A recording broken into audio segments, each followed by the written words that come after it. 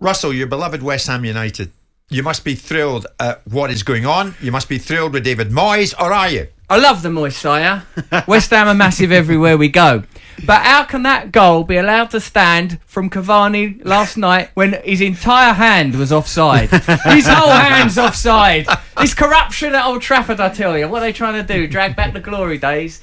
No, you can't have that. I mean, it's one of the best eras I remember. It was well exciting for a bit with Tevez, well exciting with Pardew, that little moment. But for me, really, 86 and that's like the origin of my West Ham memory and being a kid. The stuff that happened before that, all I know is what I've read. See, I found your development very exciting, specifically in the 2004 playoff final.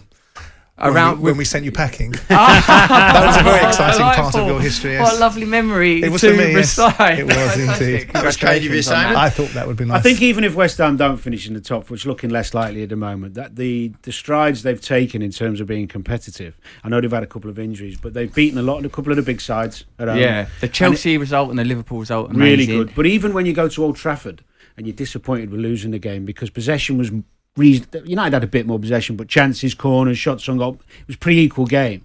So far, I mean, we're talking 3 years ago, you'd think West Ham turn up Old Trafford, it's done and dusted. Plus Declan Rice was gutted, wasn't he, afterwards? And I feel like when I look at that side, I think he Bowen, played well, he's Declan. top draw. McCall's amazing. Zuma, my mate James says Zuma looks like he's at the wrong school, like he's too good, like he should be somewhere else. That's what my mate James missed says. Him. Yeah, I think it made a difference having him back. I think it made a difference having him back yesterday.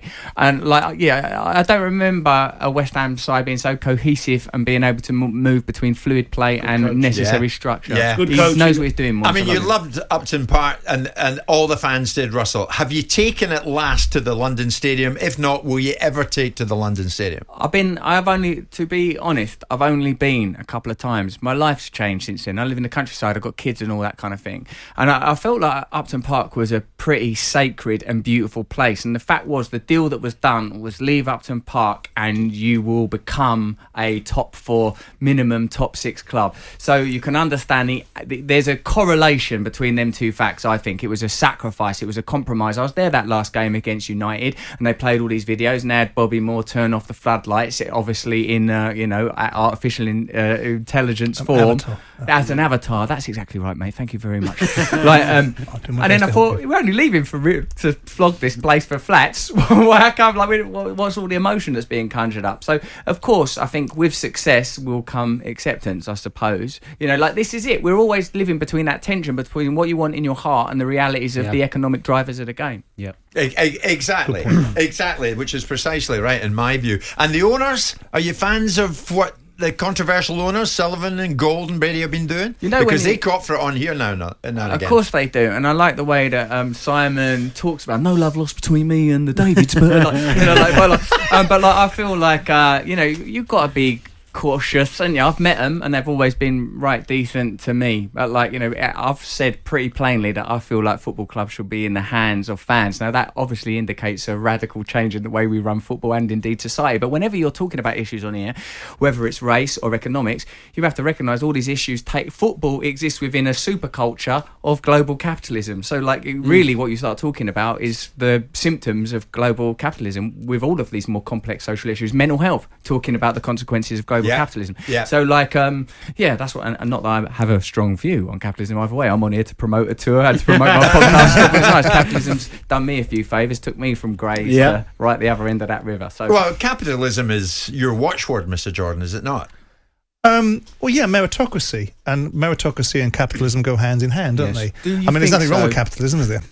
Well, yes, there are, because the consequences of capitalism are human suffering, and the idea of meritocracy may extract certain criteria. Meritocracy according to whose conditions, who gets to establish those conditions. You can ask and answer that question, can't you, on your journey? And I can ask and answer it on mine. I came from the back streets of South London. I had a father that was a printer, a mother that was a beautician. I didn't come from any particular well-heeled background, so I made my own opportunity. So my meritocracy and my view of it is to pull the bottom up, not pull the top down.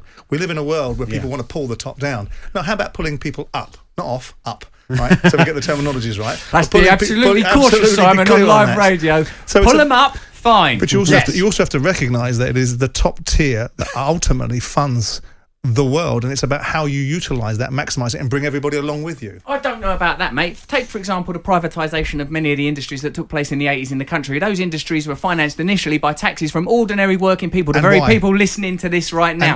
When they were privatised, who got the funding? Who made the profit? And why were they nationalised in the 60s, like British Steel, to be able to suppress unemployment figures? So get the numbers and get the figures right, and get the dynamics of reasons why businesses nationalise against why they're privatised. And also, Simon, mate, I feel like a lot of the time when we're told one story about, the national health is failing now, it needs a bit of funding. Well, often, and it needs corporate help, it needs privatisation. Yep. Often what's being concealed is chronic underfunding, which is happening to expedite that. Profligacy and ineffective people running it. Well, you say that, mate, sort of nonsense. But what I reckon is that it is the role of government to facilitate taking money out of the hands of the public and putting it into the hands of private interests. And we can, if you bear that paradigm in mind, you'll see it repeated again and again. You mean Conservative governments? No, I mean centralised neoliberalist governments, and I would say the distinction between Labour and Conservative at this point in history is largely redundant. Yes. This is great. How have you been, Danny? I'm all right. I mean, my who's in goal? Track back! Someone track back! Jim, hold the frame, for God's sake! My only thought on it is that when you talk about people suffering, is that there's no ideal way of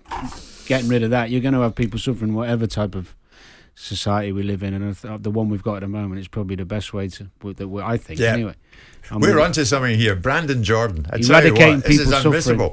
Don't know if we can do that. I think we can do better, and I think the people listening to this now know in their hearts that they can do better.